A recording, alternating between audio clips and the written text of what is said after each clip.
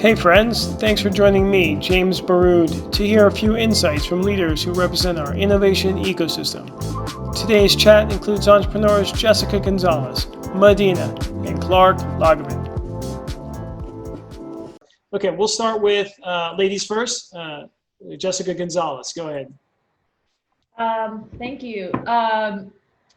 Just keeping the intro short and sweet, I'm the founder of InCharged, Vendex, and Lux Disinfect. InCharged, pre-COVID, provided brandable event technology for some of the world's biggest brands. And Vendex is an experiential vending machine company that allows user to engage with the vending machine and do an action in exchange for a physical, tangible prize. And the new pivot, which I'll talk more about later, is Lux Disinfect, which is a disinfection product provider for janitorial companies and a slew of other companies around the US. Great, thank you, Jessica. All right, Medina? Hey everyone, so glad, hope everyone's safe. So my name is Medina. I am the founder of Equal Space, which is a multiculturally led share space. Most familiar you would be is with a co-working model, which is transactional. Equal Space is a share space in which our founders, who are women-led, multicultural, LGBT enterprises, are allowed to not only exist but be celebrated for their cultural identity while starting up their own businesses, from brick and mortar to innovation tech platforms. And I've been doing that work with my team for the last 5 years now in the city of Newark, which is where we're headquartered. And I'm really excited to be a part of this. My other work in the state is as a strategist, a digital strategist for brands and politicians. And I'm always bringing in as many of us into the conversation as possible. So I'm really excited to have this convo with everybody. And I love all of the panelists and our host.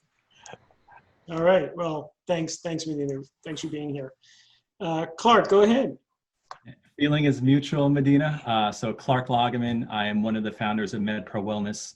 We are a 7-year-old health technology company that helps to empower people to reduce their risk for long-term conditions and help them get healthier lives. Great. All right. Thank you. All right. So let's get started. There's a lot of ground to cover, and I want to make sure that we understand what you guys have done. Number one, so we can learn from it, because each of you have responded, pivoted, and I want to make sure we hear your stories because they're special and they're instructive. So why don't we start again, ladies first. Jessica, go ahead. All this pressure. So the first question's on the pivot and what we're, prior to COVID, my business was serving the events industry. And, we earned, I think, about 85% of our revenue through live events, experiential events. And then COVID hit and I saw the writings on the wall. And very early on, we had to furlough some of our staff. With the goal of being able to bring them back. And I went into my basement and started building these UVC kiosks, literally physically building them, like at Home Depot every single morning, multiple times a day, trying to get something put together to build some sort of proof of concept. Then I got tired of building them and had my partner in Hong Kong start creating the kiosk for me. We built a website. We went really quickly. We pivoted our vending machine to be touchless, meaning no touching of any screens, the interactions on your phone, and allow it to become a PP dispensing machine and other products that are needed. And then we also have been sourcing other disinfection and sanitization products in this whole sphere. I had to kind of let go of InCharged and say, it's going to be put to rest for God knows how many years, and really focus on products that can help people and that can help keep my business afloat. And I can say that it's been extremely successful. I've never been more busy in my life than I am now. And, being able to help people has been also another really great and unique thing that I didn't have as much with the previous company, but now we're a disinfection and touchless vending machine company, and it's exciting, and it's fresh and it's new, and that's where we're at today. Great, thank you for that. I'm sure there'll be questions on that too. All right, Clark, let's go to you. So it's interesting. I mean, we are in the health and wellness space, so we have not needed to really pivot too much. I mean, this pandemic has accelerated certain trends and annihilated a marketplace of other opportunities that we were already doing. So our business is now more focused on delivering the care and engagement remotely. So when I think about what we learned as we were making these changes, it's you have the pandemic and you have the civil unrest. I think those are two big things that happen that are just like, oh my gosh, the world is never going to be the same again. So what we did as a business outside of transitioning some of our solutions is really transitioning how we engage with our most important stakeholders, which are our employees. So we do much more transparent communication than we ever had before. I'm in the office right now. Usually I'd be in the office hanging with people, but I'm not. So we do a lot of Zoom meetings with our team to just ensure that they know we hear them and we know that they're going through difficult times. So just enabling them to have that open forum has been really useful for us as we're kind of transitioning into the new normal. That's great. And Clark, you have a obviously very successful business, like one of the success stories in the state, a growth business in health tech. How many employees do you have now? Yeah, so we were topping out right about 50 prior to COVID. We had some difficult times, so we are down to around 40 or so employees now. So it's a little slight dip, but just like Jessica was saying, the goal is to furlough. The goal is to create opportunities that are long-term to help make sure we can get our team back as quickly as possible. Okay, great. And we'll come back to you. I want to ask about PPE and, or PPP and see how that helped you as well. So Medina, go ahead. So just like my counterparts, I'm very grateful for my background in tech and innovation because our company had functioned, even though we were a physical space, the way that the team consistently activated was through digital platforms. So when we had to shutter our doors like everyone else, because Equal Space is a physical space, when we did what was right and responsible, we took 3 days under the leadership of my interim CEO, Akosia Ayim, and we created a plan to go 100% digital. So we tripled down on converting almost every aspect of our culture into a digital platform. So what that led was to Equal Space doesn't just attend to the founders' business needs. We also attend to the holistic way that a lot of founders of color and especially women ventures have to be supported. So our programming agenda kind of diversified. So we did everything from Wednesdays were yoga to discussions on dealing with crisis and acknowledging trauma and crisis, because the more we centered around our founders, the more they were able to pivot their businesses and not be overwhelmed by the pandemic that we're all facing. The other side of that is there were a lot of companies who thought that we were a luxury in the digital space. Digital, social, it's a luxury good for them. And so we needed to show even larger companies in partnerships how to get digital, how to even do an event that was, completely virtual. And that's led to a lot of success. So we have very intimate events that were 20, and then we've become leaders in virtual experiences. So we just had a job summit actually in partnership with New York Alliance. We had 15 anchors present themselves, and you were actually presented with job opportunities and one-on-one interviews. And we used several platforms to accomplish that in full partnership with New York Alliance. And that had over 300 attendees. The other part of that space is Equal Space has always existed in the intersection of social justice and startup culture.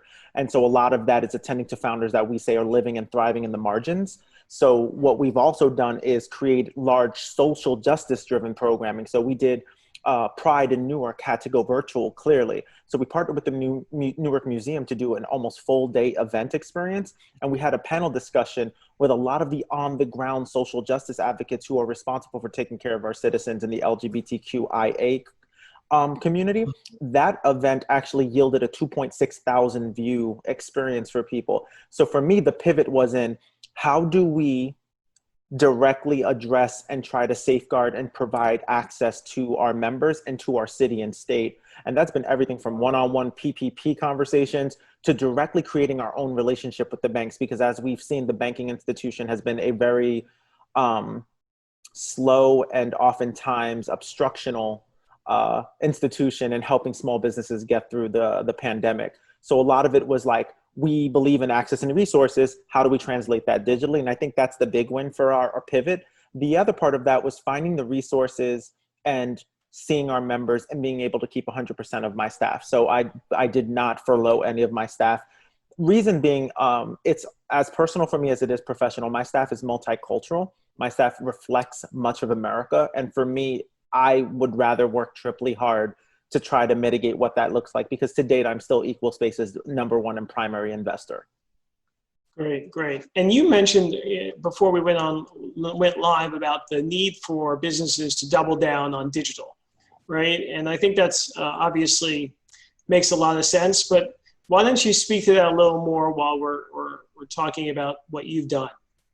So it requires a real shift. I think that's why I said holistically, and that's why I respect everything that Clark does, because I myself as a founder have realized that the more I do not deal with trauma, mental health, physical health during this pandemic, the worse I am for my business overall. Like, I'm good to nobody. And so the way that I have helped lead them to thinking about their models digitally is we've partnered with Makerhoods here in Newark to create a virtual market space, because the producers of physical objects really didn't feel like they needed to exist on digital except for like a shopping cart. And that's just one part of the entire ecosystem of what it is to be digital. So we partnered with Makerhoods to create a digital market space for them, so that the marketing and the aggregating people to the site and the social media marketing, Makerhoods has taken on a large bulk of showcasing those makers of things. So that's one quick shot way of trying to make sure that they still are sustainable in bringing in income, even just for themselves. Because we talk about this for my community, 90% of the community that makes up New Jersey's entrepreneurship that are of color are sole proprietors, meaning that they are sometimes the linchpin to the economic wealth and health of their family unit. So they can't afford to misstep and not have props. So we funnel them to Makerhoods, or they've realized that they've been placed out of the job market immediately. And so that's why we created the Newark Alliance partnership to find them job opportunities. Because funny enough, in the tech cluster, we're still hiring. We're still, I think we're probably more heavily leaned on for the economy of the nation right now than ever before, because of our ability to do work outside of an established corporate structure. So get online. Then we've had project management courses with some professionals online. Those are still there at equalspace.co. They're free. 85% of our programming is free, and we're not a not-for-profit.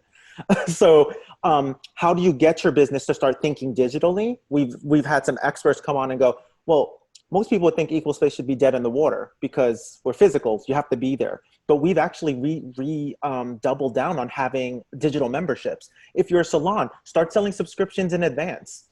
If you have loyal customers, and we have these economies now that are supporting women ventures and Black business, then they will go to support you and get, okay, so maybe it's not going to happen for 2 months, but you can buy the subscription to help them. So that's some of the ways that we've been trying to build structure to getting our businesses into the digital space. That's great. Thanks, Medina. How about you, Jessica? What strategies have worked for you? You've obviously pivoted a lot and have been successful. But how can we sort of lend others insights from what you've learned? So I think the most important thing for me was from day one not to be scared to leave my existing business and do something different. And I think what a lot of people, I was compliant with my old business. You go in and you go in every day, you do the same thing, you earn revenue and whatnot. And so being thrown into a completely new industry, I had no knowledge about, new products, was scary, but it helped me be able to keep all my employees, actually bring all my employees back and hire even more people now, because I basically just went into something completely different because something that's needed. So that helped me. A lot of our products are physical, so we haven't been able to necessarily leave the physical space and go completely digital in terms of our work staff. But a lot of our marketing's been digital. We're not doing any networking in person anymore. Events are gone. So we've been really relying heavily on LinkedIn outreach and for those sales efforts, building relationships with people we probably won't ever meet, via Zoom and on the phone, and building upon that. And again, I think it really just boils down to not being scared to venture off something different, or being able to just pause your business, knowing, especially in the areas that can open back up, and maybe look into starting something new and then reopen when the time is ready. That's that would be my biggest advice. And let me just build on that, Jessica. I know you've been open about asking for referrals, and I referred you to a hospital that might be able to use your new devices, right? So just being sort of out there, right, and asking for assistance is, or personally, I think is helpful, and I think No shame when you got to put food on the table for your kids. None. And as you see, and all of you know better than anyone else, right? This community in New Jersey wants to help each other. That's one of the benefits of having a close-knit community in this region, in this state. So Clark, go ahead. Why don't you tell us what's worked for you and what we can learn from you? Yeah, I mean, I think one of the advantages I have, at least from what I've done in my career, is that I've spent the majority of my time in health and wellness. So I think of everything we do, and the tea and water I see you guys drinking, it fuels our body, it fuels our mind, it fuels our passion for success. So one of the things that I focused a lot of my time and attention on, and as well as most of our clients came to us for, is this concept of stress resilience. How do you bounce back when the times are difficult? If you can bounce back, you can thrive in these environments that are very difficult, very challenging. So a lot of it is around a mindset, an activity level, and being able to focus on things that are incredibly important. So these are all kind of core concepts of our business, but I actually drank my own Kool-Aid, which I'm proud to say it worked. So sleeping better, but then just focusing on the stress resilience of myself and how I can, make sure my team is feeling that as well. Right. And folks should know that you are a triathlete as well. So you are in I've dabbled in a few things, Jim. I've dabbled in a few things. Yeah, I've done a couple of large races. I've done 3 Ironman, which are basically 17-hour races. My first one took me 16 hours and 45 minutes. So I learned a lot about myself and what pain felt like that day. Right. I'm sorry I asked that, because you make everyone on this call feel sort of sedentary or more sedentary. I'm actually jogging right now in place. You don't know that, but I am running right now. On the other hand, competition with my kids, so I feel like I have won that 17-hour Ironman dealing with the toddler at home at this point. I can totally believe that. And then we have Medina, who is super fit as well, right? Medina, have you stayed fit during this pandemic? So that has been the largest personal struggle for me, because it's I'm a weightlifter by passion, and not having a gym facility to do that level of work. It's very athlete driven. Clark can empathize. It's a level of intense athletic facility use. I need a facility in order to hit that. So it's been a really big struggle for me, actually. I make sure to stay healthy every day. I'm doing 30 minutes to an hour. What's been helping me at the end of every day now is doing a 30-minute outdoor run has been really great. And I've taken up hiking, which Jersey's really gorgeous. I have to say, I've seen waterfalls and all of these beautiful vistas, and they're right here in my backyard. So that's how I've been staying healthy. How I want to get fit is, a whole other story, or get back into my fitness. Got it. All right. So let's shift to support programs, because all of you either have taken advantage of them or know them well. And I want people to start asking questions as well. We're going to get to them very shortly. So let's just go down the line and let us know what you're doing, what you've used, and what programs you're aware of. So why don't we start with, let's see, Jessica again, go ahead. Sure. So the programs I used right off the bat was the PPP loan money, which was a godsend. NJEDA that had the grant that came out. I took advantage of that. When everything shut down, I literally reached out to as many, I scoured the web for as many grants and opportunities to have revenue to be able to pay my people. So that helped me significantly. Now that we're doing well, I want to be able to kind of give that all back in terms of being able to repurpose the grant money that I got back either to another business as a separate grant, but that's a whole separate thing. I think another thing that, other than those grants that have been supportive, has been just the community in general.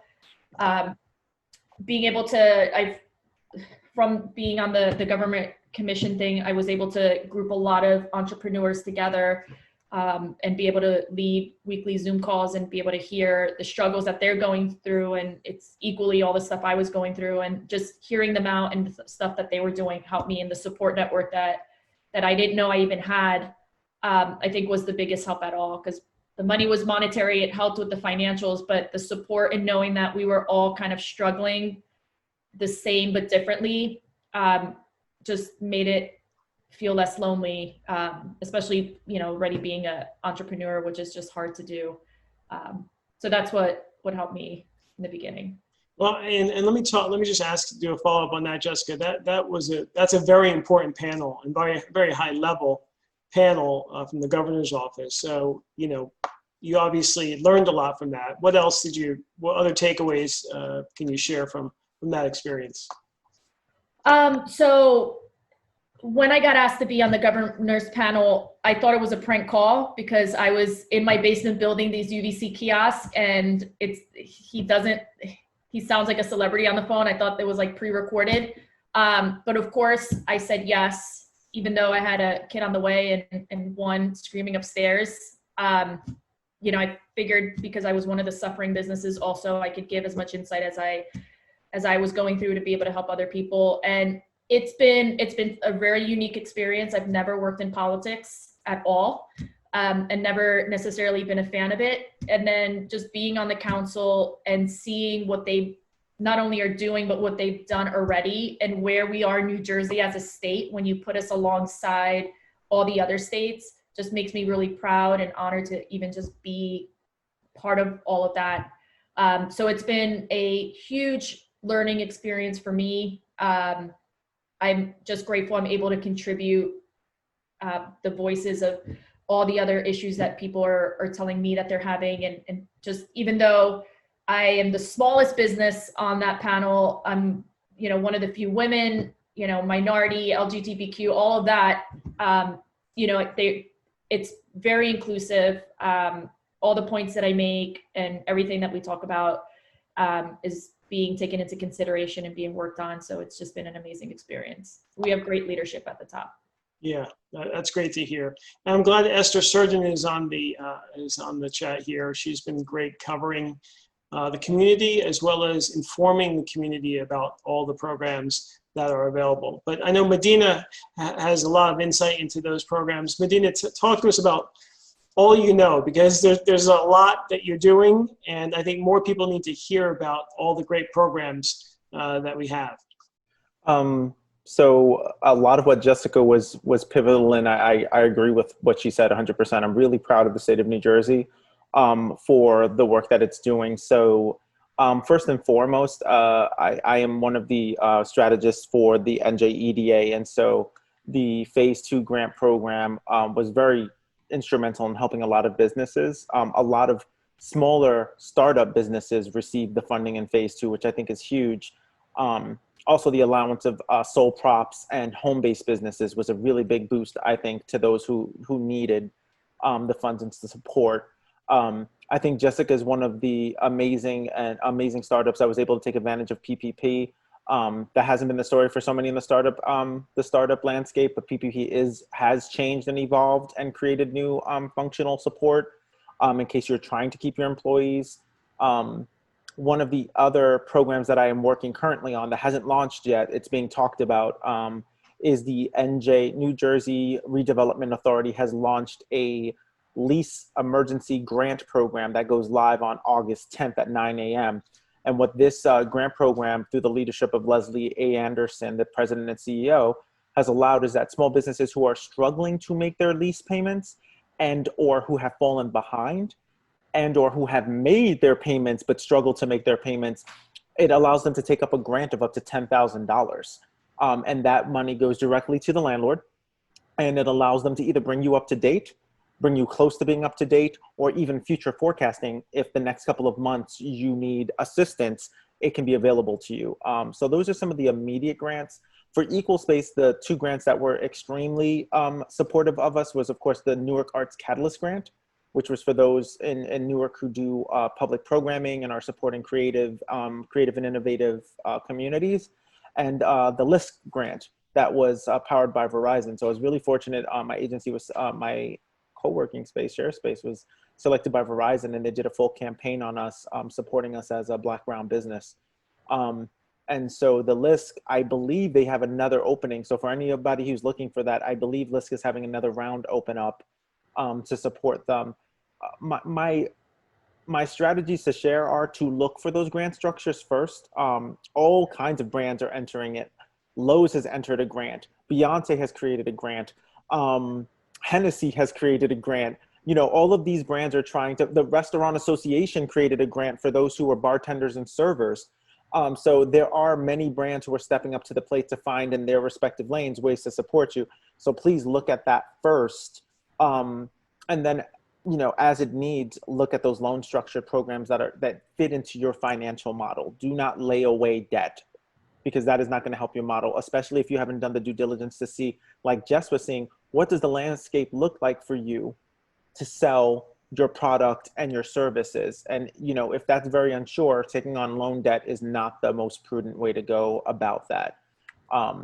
And the other thing is, look at your local SBDC centers. They're in every municipality and county in the state. They've been given access to some supportive structures, and really get in touch with your municipalities. Like we're in Essex County, which is very, very organized. All the counties are great. Look at your municipalities, because they're doing things too, because everyone is getting CARES Fund acting. And so this steps out of innovation and more into the political landscape, but every state and every municipality and every city has in some way, shape, or form getting CARES Act funding. And the state of New Jersey has been very efficient in how it's handling that CARES funding to support small business and innovation clusters. So look at that. The other part is Equal Space being a part of the IGNITE program, which is an NJEDA program, allows us to offset the cost of our space. So the IGNITE program lets startups that qualify for the IGNITE program, they actually get a subsidized amount. Sometimes 100% gets subsidized, actually. So those are some of the things I'd say I have used personally for my companies, and that I really think that startups and innovation founders need to look at in the state. Great, great, thank you. And Clark, how about you? You've been mostly a user, I think, and you've also promoted things through the Scarlet Startups Meetup. So talk to us about what you used. Early stage, I was like everyone, oh my gosh, there's free money, I better get it.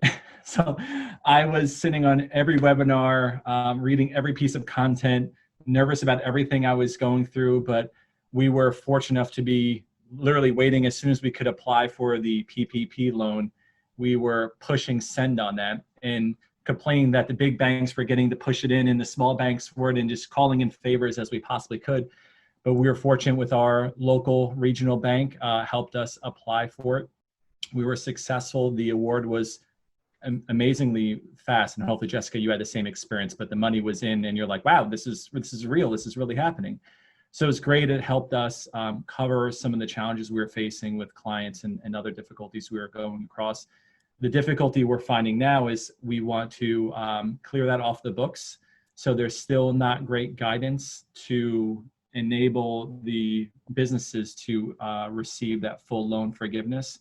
So right now we're still waiting for SBA guidance and waiting for banks to actually enact the true regulations and you know, specificities of the loans for us to get that off our books. So that's kind of what we're looking at next. But I agree with what you said, Medina, is there are so many funding opportunities right now that it's up to you if you want to get it.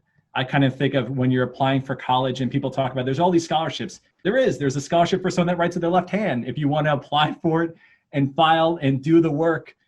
Same thing for funding. I'm about to look at the Hennessy grant because I love it. I'm going to go after it. I want some of that money. But there's a lot of dollars out there that people, they have to raise their hand, talk to people like Jessica Medina and others in the communities that are advocates to help us and get access to information and take advantage of it while you can. And also, Clark, I got to admit, because Jessica was really vocal when I was in on those sessions that she led, also being vocal, you're more powerful than you think. It really is down to the constituents and the voice of the constituents. I wrote an op-ed about the obstructional experience of business owners of color, from PPP all the way up to the grants that were available, to the state-run grants, just the way that we were just set at a disadvantage. And that, especially those in the innovation cluster, because government still doesn't understand us so much, so they don't know how to build for us.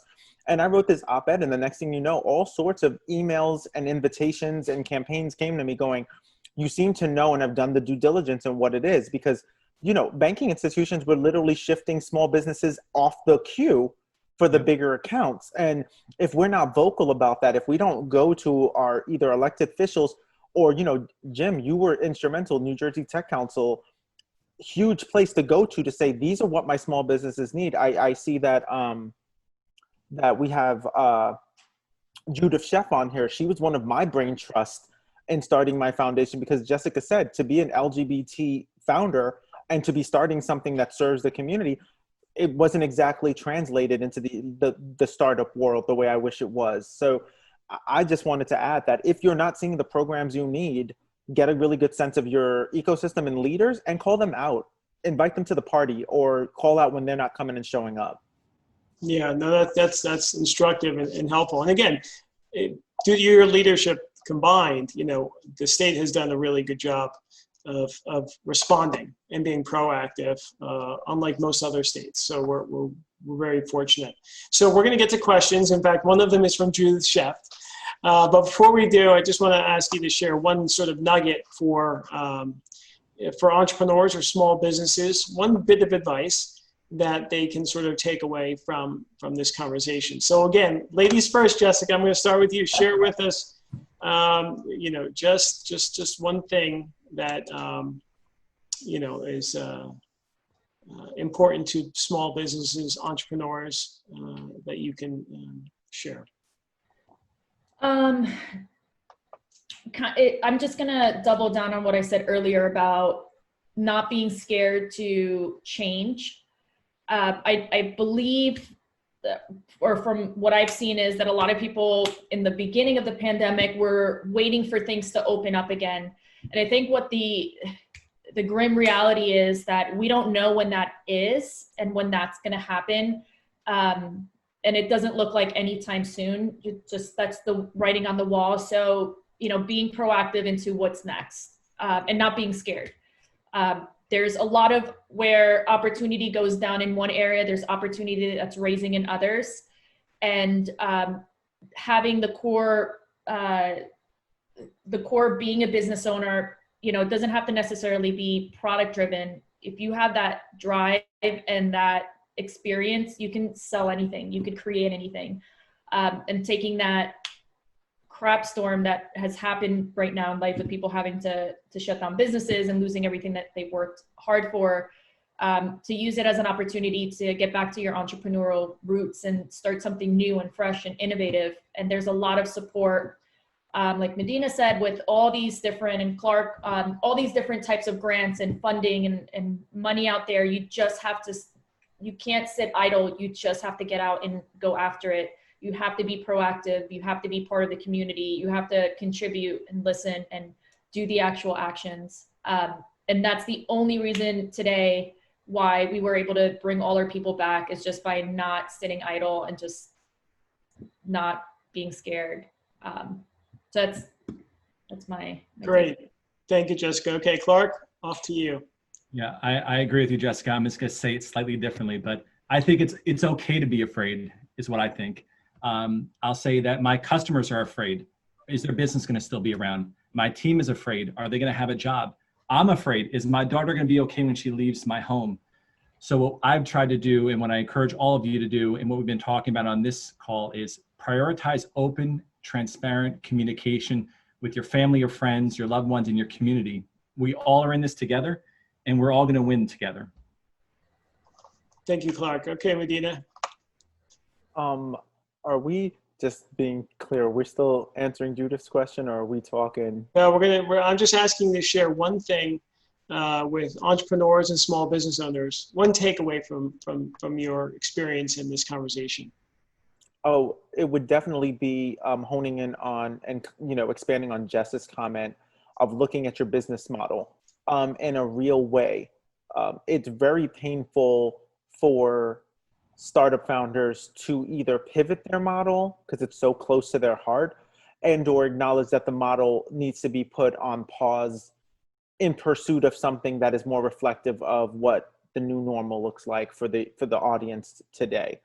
And so for me, it's having the resilience to center yourself and to look at where your model is, and also to come out of, I feel like we should be responsive now. We were reactive 3 to 4 months ago, right? Like looking at the timeline of it all.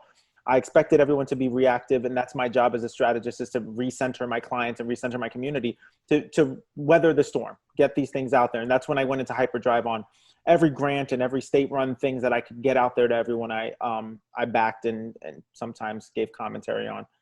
But now we need to think about how can the model become responsive.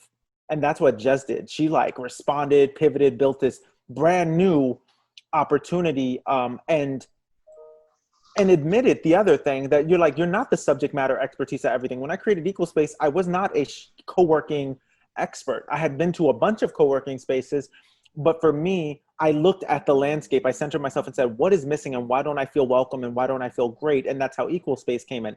Now, Equal Space 5 years old, I'm looking at, it is COVID-19, things will not be the same. So then how does this model either respond to it and thrive in that space, or acknowledging that there's not that opportunity, and what do I do? And you have to be very real and honest with yourself. And that's the scary conversation, to say what Clark is. You got to become intimate friends with what fear looks like as a model.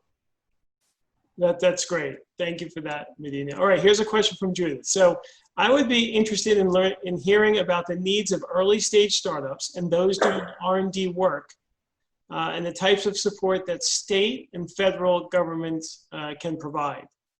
So what are your thoughts on that question about what early stage startups need from the government? Oh, I believe they need to really get in touch with the EDA, first and foremost, because the EDA is one of the oldest in the innovation sector. I learned that in working with them these last couple of months. So Kathleen Coviello is an amazing institution when it comes to innovation and what it is to support that, especially in the R&D, the manufacturing, the production, the research side. Jersey kills in that. So that's not going to change. If anything, it should expand. Like, our innovation sector should look completely different, because we are R&D as a state. We are innovative product as a state.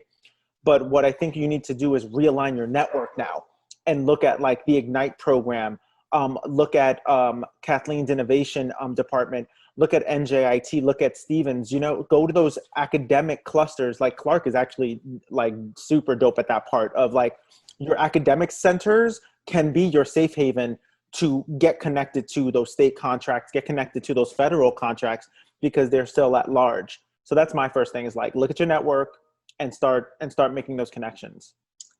And let me add that Judith Sheff now runs the Commission on Science and Innovation and Technology, which also has some new programs or continuing programs that could be helpful. So anyone else, Clark or Jessica, any other comments on Judith's question?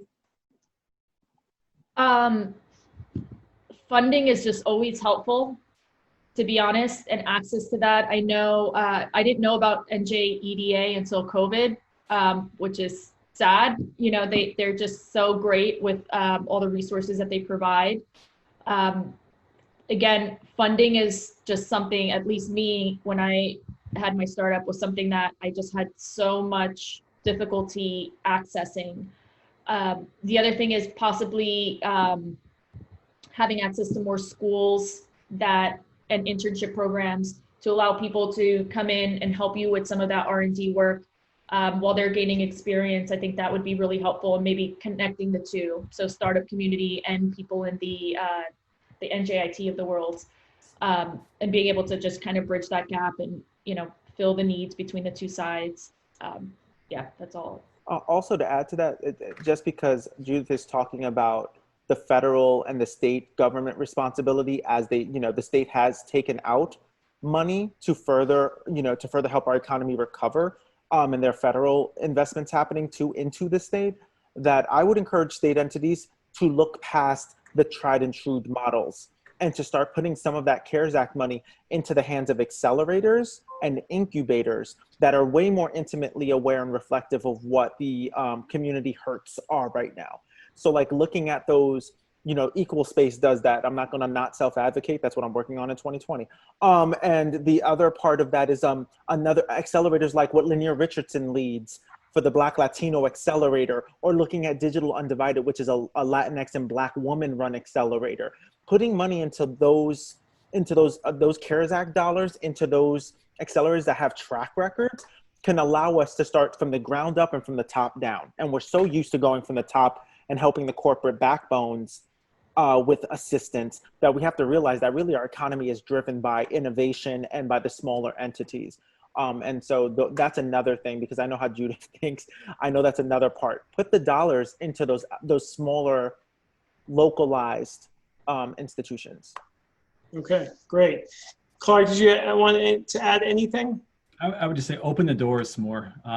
It's a lot easier to walk inside when the door is open. So, and many people that I see on the chat, I know names, and they're all incredible advocates to help open doors for entrepreneurs. So continue doing that, and let the entrepreneurs do the hard work. They have to prove out their solutions. Good, thank you. And I would just say that the EDA has been great historically, and the state government's been really helpful. And they've come a long way in making you know, the process is much easier with less red tape. So that's really some great progress, because the last thing entrepreneurs want to deal with is red tape and bureaucracy. So all right, there's next question from Bill. When you say your community, what do you mean? Are you reaching out through associations, chambers, LinkedIn? Were you a big networker pre-COVID? How important has that been? That's sort of several questions in one. So whoever wants to start, that'd be great. Bill packed that in. Bill got every question into that one. So I'll take, listen, I can't take every one of those. I'll help with how do you reach out to associations and governments? Yes. So I know almost every chamber. It's my job to know them. So like just 2 days ago, we did a bilingual webinar for the lease assistance program. We did a bilingual webinar for small business owners with the statewide Hispanic Chamber of Commerce.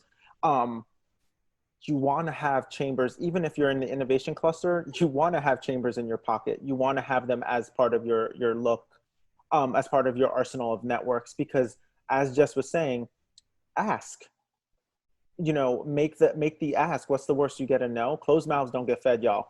And so that would be the one way. Digitally though, and I'll segue this over to Clark. I kill LinkedIn.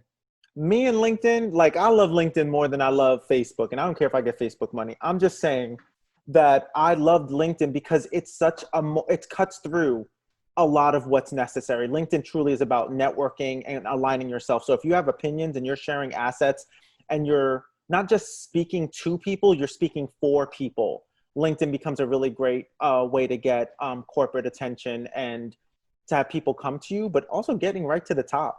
Like I've had like great conversations for Prudential, who's in my backyard. I have connected with people on the foundation side through LinkedIn before I've connected with them in person. Yeah, I absolutely 100% agree with you. It's especially in today's day and age of what we used to do is not what we're going to be able to do. So for me, I'm on LinkedIn all the time, developing an incredible network of people that help to foster new relationships for us, but also help to advocate for things we're doing. But I'm also giving. So I'm looking consistently on what are people doing and how can I help, whether it be more attention on their post or actually bringing value and writing something of substance, because a lot of people are just like click, click, click, click, click, and you stand out from the crowd. When people actually write something on something I've written, I'm like, okay, damn, who is this person? What are they all about? And I actually love that. And like, how can I help them? So for me, that's a big place I'm spending my time right now to create that environment. Jim does that. Jim does them quality, just letting everybody who's on here know. Jim does these beautiful quality comments. Like you feel like, and this is just how you make me feel, Jim, when I post something. It's like, he really makes you feel heard and like he's read it and that he understands it and it's a thoughtful comment. And that brings somebody closer to that. There's a reason LinkedIn does first, second, and third connections, fourth connections. You want to act like a first connection to people with that stuff. Yeah, well, and you've done some great, thank you. And you've done some really great work on LinkedIn, particularly in highlighting the programs. I mean, usually I know about all the programs, but you've been highlighting some programs that I didn't know about. So I appreciate your leadership with promoting the programs on LinkedIn. You do it very well, and it's very important to the community. So let's see. I'm still waiting for questions. Go ahead. I had a question come through on my phone, and the question was, why aren't you wearing a hat? Was the question. So I don't know if you want to, Medina, Jessica, do you have anything Jim can wear possibly? Would be to help round this out, because I'll tell you what, I'm in. Jim, if you're in, I'm in. There we go. It is this type of party, so thank you. This is good. This is a picture that goes around social media about what we did today. Jim's got the right hat going, so Jim's making me homesick, and he's winning. I know, me too. I said we should have had this as a brunch meeting. It would have been a lot more exciting. We would have gotten a lot more out of us. Next time. All right. I think we've covered a lot. Any other parting, before we get to our poems, any other parting comments for our audience here? I want you all to win. And, reach out to all of us. We're just like Jim, we're all on this conversation in your shoes trying to help you. So I hope that this doesn't look like a polished, we have it all together conversation, because I don't.